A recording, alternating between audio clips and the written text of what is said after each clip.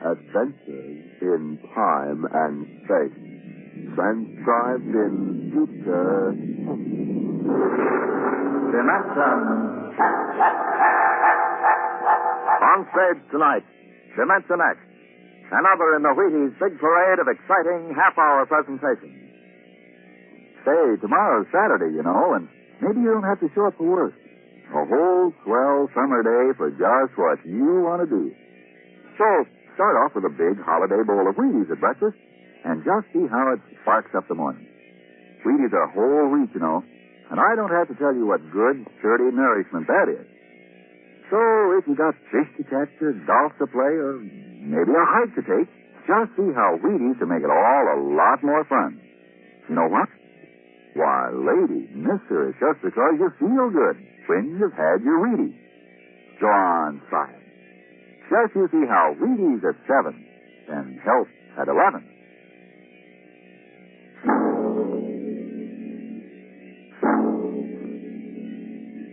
When the first space rocket lands on Mars, what will we find? Will we be welcomed with open arms, or will the Martians treat us as invaders? Only one thing is certain. Someday a giant metal ship will take off from Earth to travel through the black velocities, the silent gulfs of space, to descend at last into the darkness of the upper Martian atmospheres. And on that day, man will finally know the answers. The day we first land on Mars.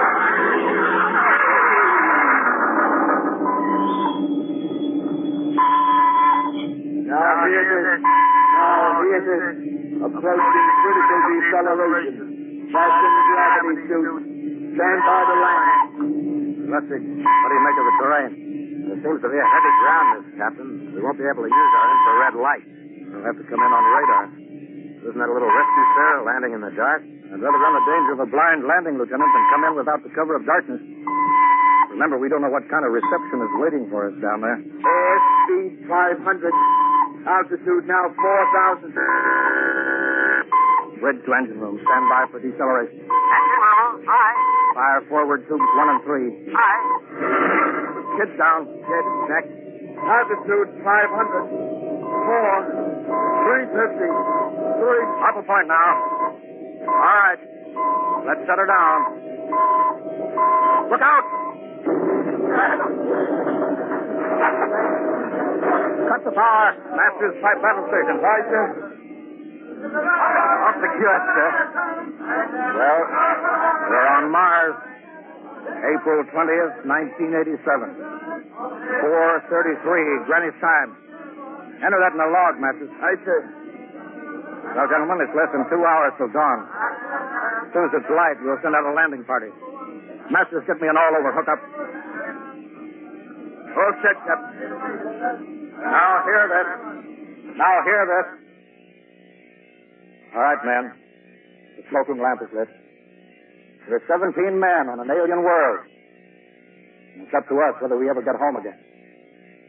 Next few hours should tell the story, and I want instant obedience to all commands. I'll court-martial the first man who doesn't jump through when he's ordered. And one other thing. We may be on Mars, but this is still a United States naval vessel. Officers will conduct a personal and weapons inspection in 1 hour. And so... Inspection, Captain, now? Lustig, we've got an hour and a half to sweat out before we find out what's outside that airlock. I'd rather have a man worried about his stripes, about what's waiting outside on Mars.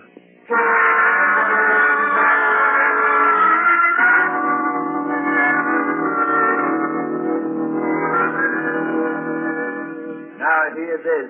Landing party reports of forward airlock. Captain Black, Lieutenant Hingston, Lieutenant Lustig, and Dr. Horst report immediately to forward airlock. It is now landing time -5.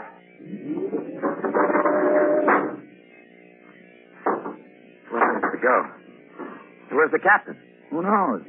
What difference does it make? Just want to get it over with, that's all. Has anybody had a cigarette? I think you're smoking too much, Lieutenant Lustig. Are you nervously off with your horse? Wondering what's hidden outside underneath that ground mist? Very unusual planet, Mars. Why? There's an atmosphere. Wonderful thing, atmosphere. Where you find one, you find life. You mean Martian? What do you think they'll look like? No. Intelligent life can take many forms. You mean they may have green skins and eyes on stalks or something? The comic book conception is possible. Or they may have developed to a point that is far beyond us. Perhaps they have a science that can produce weapons far more dangerous than our atomic missiles. You think we may have to fight our way out? After all, we are invading. Now here's this landing time -2. Landing time. All right. We heard this. I know what I'd like to find outside that airlock. Good old Illinois. You ever been there, Rusty? Only in Chicago. You ought to see my hometown. Green lawns, big white houses. Sounds like my hometown. My grandmother used to have one of those iron deers on the lawn. Every Halloween, we'd paint another color. One time, we painted her black and white like a Holstein cow. Where does your family live, Horace? I have no family. When I was a child, they were gassed to death in the Dachau concentration camp. That's tough.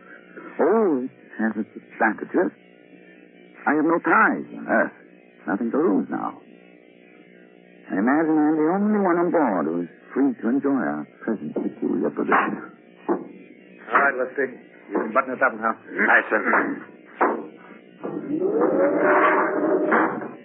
Now, gentlemen, in 1 minute, we'll be the first men to set foot on Mars. Quite an honor, eh? As long as the medals are not awarded posthumously. Still uneasy, Dr. Horace? Captain Black, I've been uneasy ever since I can remember. On Earth and on Mars.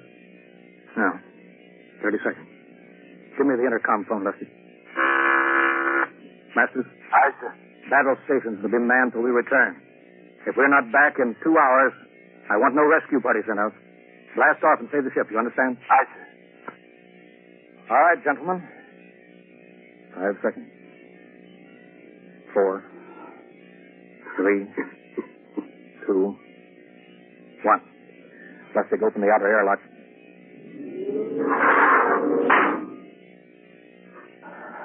Fresh air. Let's go.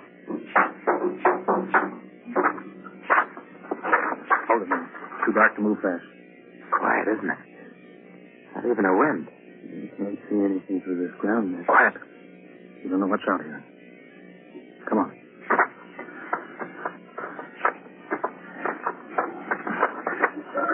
What's that? Quiet, Captain. I could swear that sounded like a rooster. I don't hear it anymore. A very unlikely sound. A rooster crowing on Mars. Kingston, set that machine gun 25 yards to the flank. We'll stay here till the ground mist lifts. Aye, sir. What do you make of the ground, Horace? Grass. Plain grass. You can see some large foliage there where the mist sends out. What's that? Hold your fire, you fool! Some kind of wild animal. I hit it. I could see the traces, but it's still standing. Come on, Horace. Doctor, where are you? Up ahead. Admiring the wild animal. Careful, Horace. Wait for us. Don't worry, Captain. It's an iron deer. A lawn ornament. That's impossible. It's hollow. Interesting, isn't it? A whitewashed Victorian iron deer. Sitting on a lawn in the middle of Mars. I don't understand. Look around. The mist's lifting. Captain, look there. A house, a regular old-fashioned house. On Mars. Good Lord. I haven't seen carved scrolls and gingerbread like that in years. Look at that port swing. Your ring. There. I told you it was a rooster, Captain. Give me the glasses, Lustig. I want to take a look through that front window. What? There's an upright piano. Some sheet music on it. Lustig, it's beautiful Ohio. Beautiful Ohio? That can't be. Look there, Horace. Do you think that civilizations of two planets could be identical? No. That specific variety of geraniums is only 60 years old on Earth. Is it logical they should develop in Mars? How about that port swing, that piano, and beautiful Ohio? No, it's impossible. Captain Black. This looks like the town I was born in. Well, it looks like my hometown, too. I've thought of something, sir. It's the only solution. Maybe we're not the first ship to reach Mars from Earth. That's the only answer. That's impossible. There's been space travel that couldn't be secret. Do you have any idea what ships cost, what industrial power is needed? There's got to be some logical reason. Captain, I think perhaps we might find out. The light just went on in that house. Kingston, cover that door with the machine gun. Aye, sir. Come on, Hart. You ring that doorbell. There's got to be a scientific answer to all this.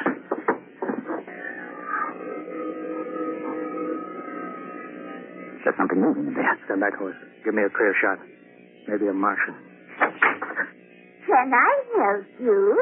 We were looking... Well, if you're selling anything, it's much too early. No, wait a minute. What town is this? What do you mean? Are you census takers? No, we're strangers here. We want to know how this town got here. This is a game. No, it's not a game. We're from Earth. From where? From Earth. You mean out of the ground? Are you sure you're feeling well? Madam, we came in a flying ship across space. We're from the third planet. This is Mars. Now, do you understand? Mars. You go away now, you hear? I'll call my husband from upstairs and he's chasing. Now, go on. This is Mars, isn't it? This is Green Lake, Wisconsin, in the United States of America. Bounded on the east side of the Atlantic and on the west side of the Pacific. Now go away. Goodbye. Horace, do you suppose it's really possible? I've got to find out more about this. For the last time now, go away. Pardon me, madam. What year is this? Year? What, 1928, of course. The first one is saved. You hear that, Horace? And we know it's 1987. And we know it's Mars. It's possible we got fouled up, made some tremendous blunder and circled around and landed back on Earth. In 1928? Maybe some switch in time or dimension. Could we have shifted somehow, gone backward in time? Horace, it won't hold water. It's not logical. We've checked every mile. We went past the moon and out into space. We're on Mars. Find out anything, Captain? No, we're going back to the ship till I figure out some logical explanation for all this. Lustig out at point. Aye, sir. Kingston in the rear. Keep that gun at half load. Horace, there's got to be some cold, logical solution. Captain. What? That house down the street. The white one with the green shutters. Lustig, what's the matter? I never saw it. I never saw it. That's that. Lustig, come back here. He's running for the house. That crazy fool, after him quick. Lustig, stop. Come down off of that porch. Grandpa! Lustig, what the devil are you in your truck? Grandma and Grandpa, it is you. Lustig, what's going on here? Albert, why, it's been so many years. How are you growing, boy? Oh, it's so good to see you. Lieutenant Lustig. Oh, Captain. Grandma, I want you to meet my friends. This is Captain Black. Captain, I want you to meet my grandfolks. Howdy. Any friends of Albert's is friends of ours. How long you been here, Grandma? Oh, good many years. Ever since we died. Ever since you what? Oh, yes, sir. They've been dead 30 years. What? You mean to tell me that Mars is heaven? Oh, nonsense, no. All we know is here we're alive again. And who are we to question God's infinite ways? Lustig, we're going back to the ship. But, Captain, I want to talk to my Lieutenant grandfolks. Lustig, I don't like any part of this.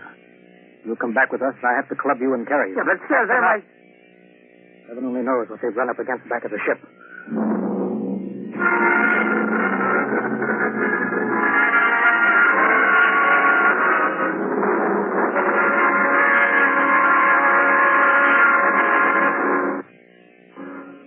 Dimension X will continue in just a moment. Well, now let's come back to this for a moment. And what's more appropriate than Wheaties and baseball?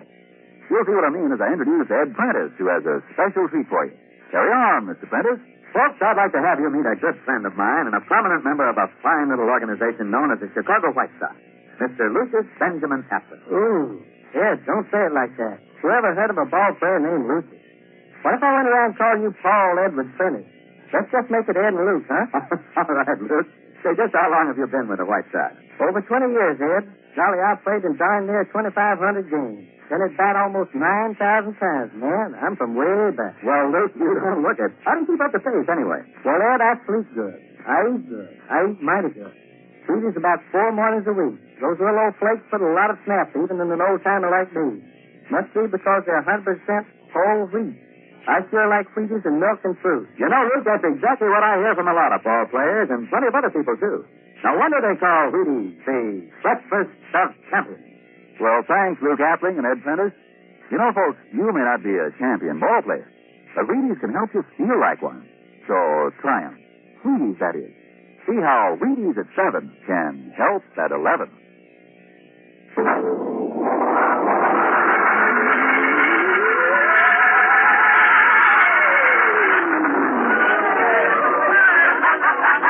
Look at that crowd around the ship. Looks like they're being welcomed with a celebration.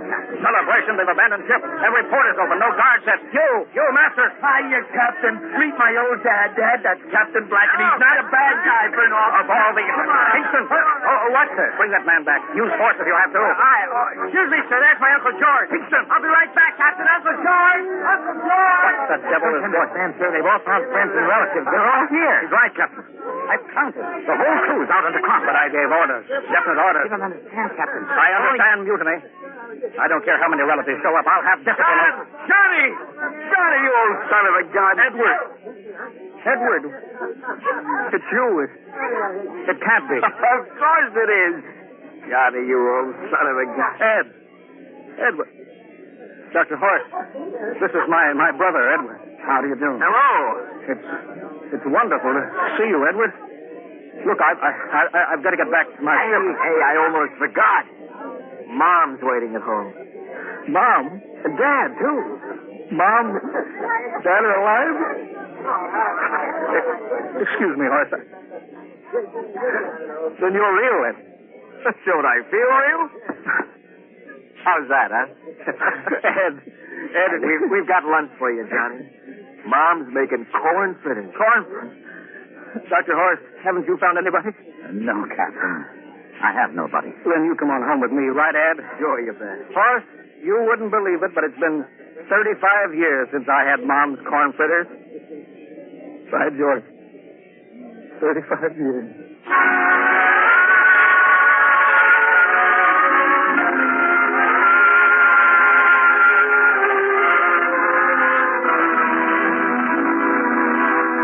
And there's plenty more in the kitchen, so don't hold back, Johnny. You too, Doctor. Well, Johnny, you're still in the Navy, huh? That's right, Dad. I'm in command of the ship. We're an old Navy family, Dr. Horst. All three of our boys in the service. Ed was the best pilot in the Pacific. What did happen, Ed? Oh, what's the difference? I'm here now. Oh, you know, it's almost perfect. All we're missing is your brother Will.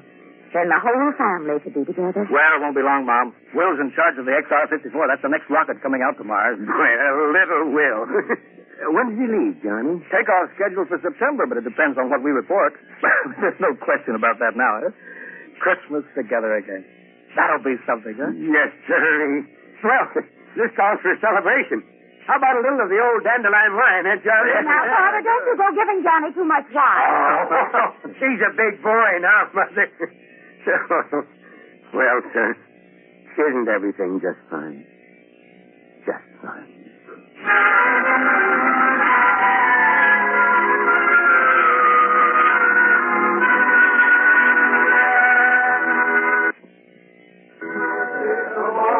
The candlelights are gleaming on the banks of the waters far away.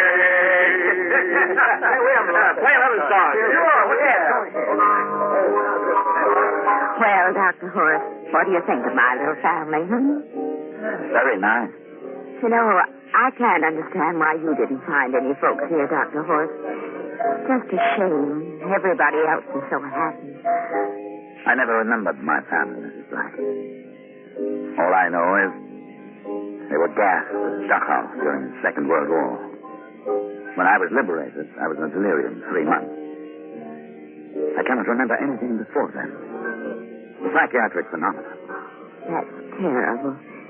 Isn't there anything anybody can do? I don't want to remember. Oh.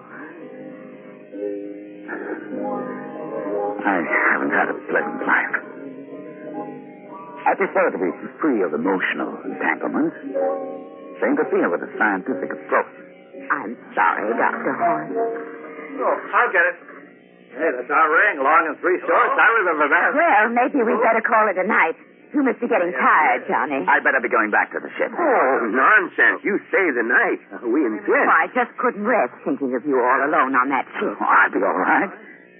Well, good night. Wait a minute, Dr. Horst. That phone message was for you. Me? Yes, that's right. A message from Anna. Anna? I don't remember any Anna. She asked if you were better. Perhaps she's someone you knew at Dachau. Anna? She said she's coming over here first thing in the morning. So you'll have to stay over. Yes. Well, that settles it then. You stay here, Horst. You can bunk with me in my old room. Oh, but Johnny, we thought you'd like to be with Edward. So you could talk the way you used to. Well, we can't put Dr. Horst in the daybed. I think we better share the room tonight. There'll be plenty of time for talking, Ed. I guess so. Well, I suppose I better drop back to the ship. You know, Ed, security check. Well, why do you have to do that here? Well, I don't know. There's no good reason, I guess. Well, I suppose we skip it tonight. Oh, sure. Good night, everybody. Oh, it's good to have you home, Johnny. It's good to be home, Mom.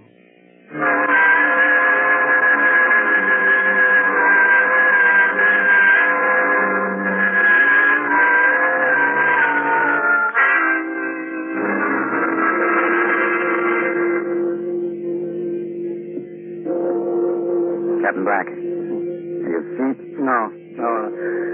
Just been thinking about what we were expecting. Cream-skinned Martians with eyes on stars. All the time there was only Mom and Dad and Edward with me. Oh, it's funny what tricks your imagination can play on you. Yeah, I guess Mars is heaven, Horst. I've been thinking about Martians, too. Captain, just suppose there were Martians, and they saw us land. Suppose they thought of us as invaders. What would be the best weapon they could use against our atom bombs? I don't see what you're getting at. They would want to disarm us first, to wipe out all suspicion, to make us feel at home. But suppose this house isn't real. Suppose the people are just images, stolen from our own memories, by Martians, created for us by telepathy, hypnotism.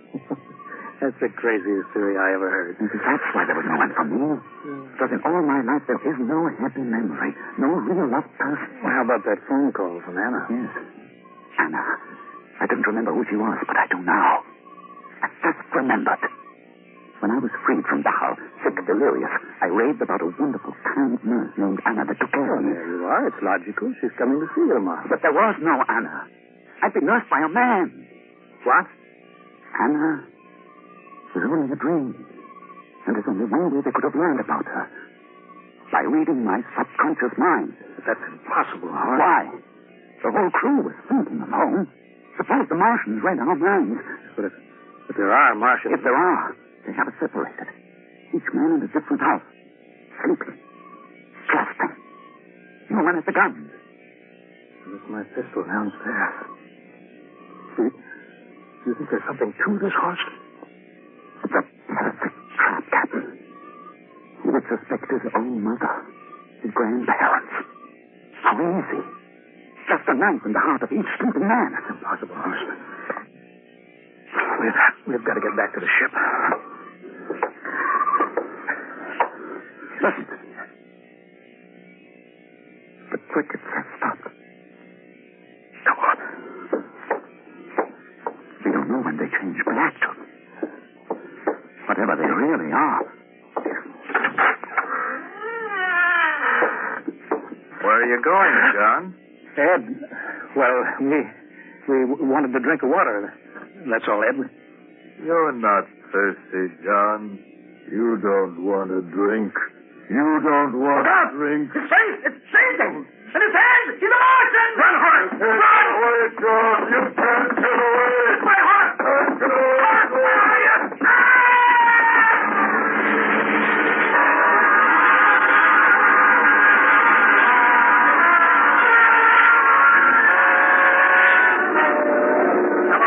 Hello, can you hear me, Earth? This is Captain John Black, the XR-53, calling from Mars. I've locked myself in the ship, but they've crippled it. I can't take off or fire the guns, and they're coming for me now, the Martians. I'm all alone here. All the rest are dead. Hinks and Lustig, Dr. Horst. Poor Horst, he didn't even reach the door. Listen, they're trying to break through the hall now. Edward and Mom and Dad and all the folks. But they're changing now. Melting and changing back into... They're Martians. Can you understand me? Martians, not men. They made us think that Mars was heaven and we fell into the trap. Can you hear me, Earth? You've got to stop the next rocket. Tell my brother Will. Tell my brother Will not to come. They'll trap him too. They'll kill them all. Hello, can you hear me, Earth? This is John Black on Mars. Hello, Earth. This is John Black on Mars.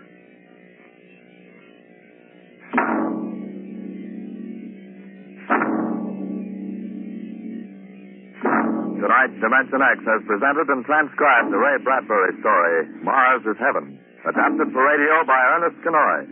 Featured players were Wendell Holmes as Captain Black and Peter Cassell as Dr. Horst.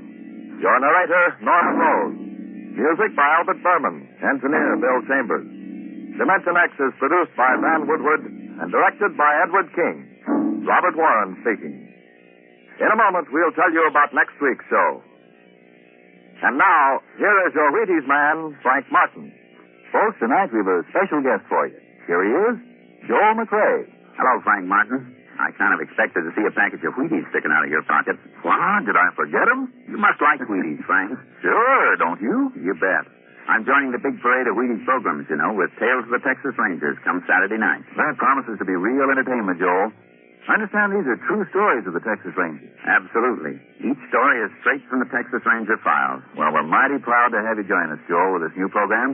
We'll all be listening on the same NBC station Saturday night for Joel McRae in Tales of the Texas Rangers. Okay, Mr. McRae? Okay, partner. Good night. Good night, Joel. And friends, be sure to listen Saturday, that's tomorrow night, to Joel McRae and his new program, Tales of the Texas Rangers. And get your Wheaties, everybody. And this is the Wheaties man, Frank Martin, inviting you again to listen tomorrow night to Joel McRae in Tales of the Texas Rangers on the Wheaties Big Parade. See you then. Next week, the story of the strangest case ever recorded in the files of the Bureau of Missing Persons. The case of the Man in the Moon. You'll hear the whole story next week when we venture once more into the unknown world of... Dimension